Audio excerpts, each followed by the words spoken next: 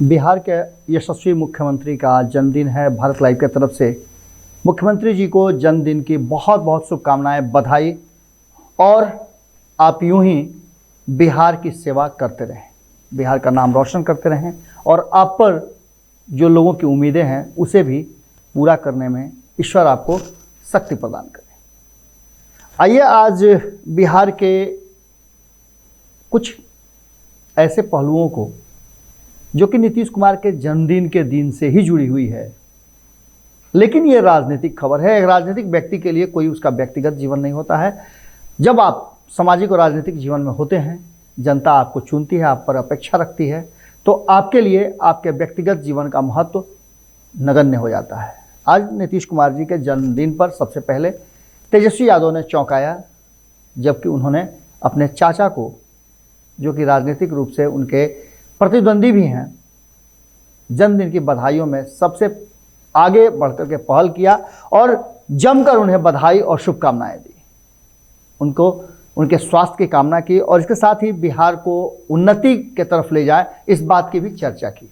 आपको बता दें कि इसके साथ ही भारतीय जनता पार्टी, जो कि उनकी सबसे करीबी दोस्तों में से आती है, साथियों में से आती है, उसने जो जन्मदिन का तोहफा दिया, शायद नीतीश कुमार इस जन्मदिन के तोहफा को भूल नहीं पाएंगे। ये तोहफा कई खेप में आया है। लगातार आपको हम बता रहे थे कि बिहार की राजनीति को लेकर के कई तरह की चर्चाएं हो रही थी और ये सिर्फ ऐसा तोहफा है कि सिर्फ नीतीश कुमार को नहीं, नीतीश कुमार के साथ साथ उनकी योजनाओं के साथ साथ उनके साथी, उनके छोटे भाई उपेंद्र कुशवाहा के लिए भी एक बहुत बड़ा झटका है। आपको बता दें कि विधानसभा चुनाव के बाद से इस बात को लेकर के लगातार चर्चा चल रही थी कि कहीं ना कहीं जो एनडीए में नीतीश कुमार का ओहदा सीटों के कारण घटा है, उसे पूरा करने के लिए वो आगे रणनीति बना रहे हैं और उस रणनीति का एक बड़ा हिस्सा चिराग पासवान के एनडीए से बाहर होने के बाद उस एनडीए में को मजबूत करने के लिए, चिराग पासवान की कमी पूरा करने के लिए वो तैयारियों में जुट गए हैं और इसका एहसास उन्होंने भारतीय जनता पार्टी को भी करना शुरू कर दिया था।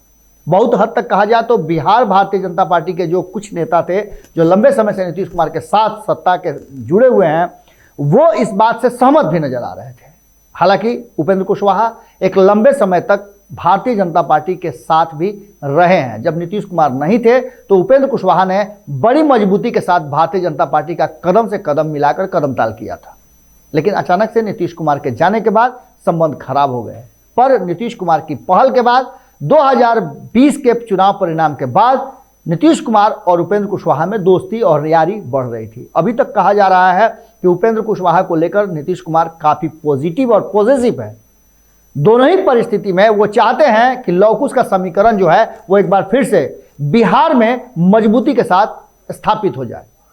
आपको हमने कई एपिसोड में इन बातों की चर्चा की थी और इन चर्चाओं में हमने आपको एक बात स्पष्ट तौर पे बताया था कि कहीं ना कहीं एक बात तो तय नजर आ रही है कि अब यह नीतीश कुमार का जो नया तंत्र है, नई नीति है, इस नीति पर भारतीय जनता पार्टी का भी ध्यान आ गया है। हमने आपको खबरों के माध्यम से बताया था कि जब चिराग पासवान स्वीकार्य नहीं है तो क्या उपेंद्र कुशवाहा स्वीकार होंगे, क्योंकि दोनों ने ही कहीं ना कहीं एक दूसरे को डैमेज किया था। अगर चिराग पासवान ये मान लिया जाए कि नीतीश कुमार को डैमेज कर रहे थे, तो वहीं उपेंद्र कुशवाहा भारतीय जनता पार्टी को डैमेज कर रहे थे और दोनों ही विरोधी खेमे में थे, विरोध में थे और कहीं ना कहीं एनडीए को डैमेज किया है। तो इसको छांट करके नीतीश कुमार कैसे कह सकते हैं कि एक ने डैमेज किया और एक ने साथ दिया?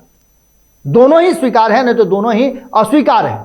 इन सब बातों को लेकर के भारतीय जनता पार्टी की तरफ से प्रवक्ता विनोद शर्मा ने स्पष्ट तौर पे नीतीश कुमार के उस मंसूबे पर कहीं ना कहीं कुठाराघात कर दिया है। साफ तौर पे उन्होंने कहा है कि नीतीश कुमार जिस बात को कह रहे हैं या फिर जो लौकुश समीकरण है उसमें कुशवाहा है कहां?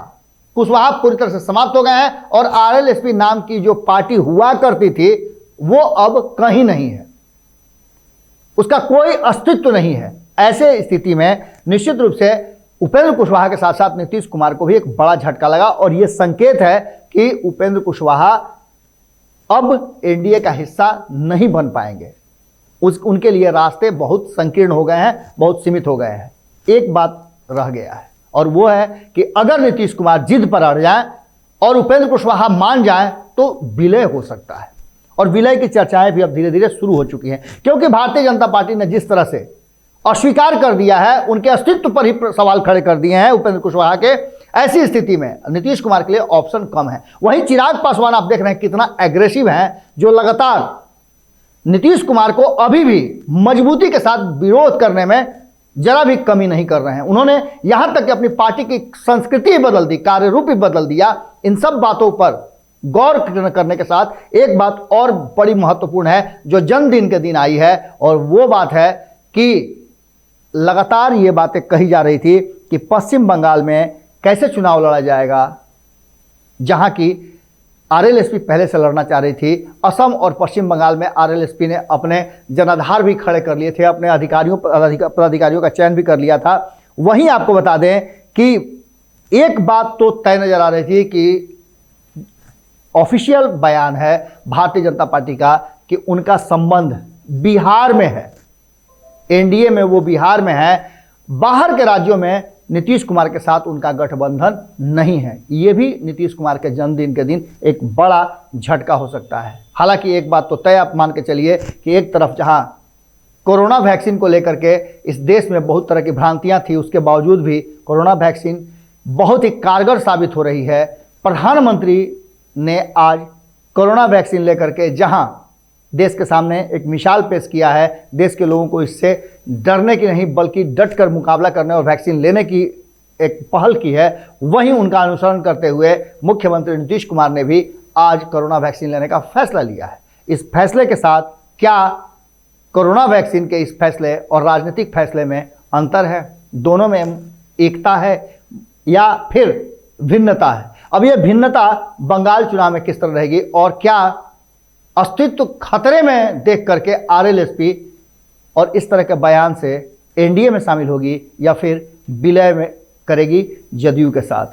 हमारे सूत्र जो बता रहे थे बहुत पहले, आपको इसी सप्ताह के किसी एपिसोड में पंचनामा के दौरान संपादक नमन मिश्रा जी ने इस बात को बताया था कि आरएलएसपी का जदयू में विलय होने की सारी प्रक्रिया लगभग पूरी हो चुकी है और इसीलिए जो 12 एमएलसी का मनोनयन है वो रुका हुआ है और भी कई आयोग और विभाग रुके हुए हैं। देखने वाली बात होगी कि क्या ये सफल हो पाता है, क्या ये कारण जो हमारे पास तक आए हैं, जो जानकारियां हमें मिली है, इस पर अमल होता है। सारी स्थितियां एक ही बात पर आकर के रुक जाती है कि आरएलएसपी का मजबूत दावा कि वो असम और बंगाल में मजबूती के साथ चुनाव लड़ेगा, क्या नीतीश कुमार को जब बीजेपी ने अपने एनडीए के गुट से अलग कर दिया है बंगाल और असम में, तो वैसी स्थिति में उपेंद्र कुशवाहा और नीतीश कुमार मिल करके कोई अलग से रास्ता तैयार करेंगे इन दोनों राज्यों में चुनाव लड़ने के लिए? क्योंकि तेजस्वी यादव की तरफ से जो सूचनाएं आ रही हैं, उनके खेमे से जो हमारे पास तक अभी सूचनाएं आई हैं, या फिर ये कहा जाए कि अब तक उस पर मुहर नहीं लगी है, पर सूत्रों का मानना है कि ये फाइनल है कि तेजस्वी यादव बीजेपी को सत्ता से बाहर रखने के लिए चुनाव नहीं भी लड़ सकते हैं। हमने खबरों के माध्यम से आपको सारी चीज़ें बता दी थी, लेकिन इन सब के बीच में नीतीश कुमार के लौकुश समीकरण पर और उसे शून्य बताते हुए, कुछ समीकरण को पूरी तरह से समाप्त बताते हुए जो बातें भारतीय जनता पार्टी के प्रवक्ता विनोद शर्मा ने कही है, वो कितना ज़्यादा महत्वपूर्ण है और उस पर कितना ज़्यादा नीतीश कुमार पर असर पड़ता है, ये भी बात महत्वपूर्ण होगी। इनके साथ ही पूरे दिन सदन पर हमारी नज़र बनी हुई है। बिहार विधानसभा का बजट सत्र चल रहा है और इस सत्र पर हमारी पूरी नज़र है। हमारे कई टीमें, दो टीमें हमारी विधानसभा और विधान परिषद पर नज़र बनाए हुए हैं। जो भी अपडेट होता है आप जुड़े रहें भारत लाइव के साथ, आप तक पहुंचती रहेगी। नमस्कार। अगर ये वीडियो पसंद आई और वह बिहार के राजनीति और बिहारियत से सरोकार रखेनी तो सब्सक्राइब बटन दबा के चैनल के सब्सक्राइब कर ली। ओजे एगो घंटी बा, ओकरा बटन दबा देला से कुल सटीक और मारक खबर रुआ मुफ्त में मिल जाई। अगर रुआ पत्रकारिता के हमनी के नया प्रयोग में सहयोग कर चाहतानी तो ज्वाइन बटन दबा दी। पेटीएम नंबर नोट कर ली 9386816700। धन्यवाद।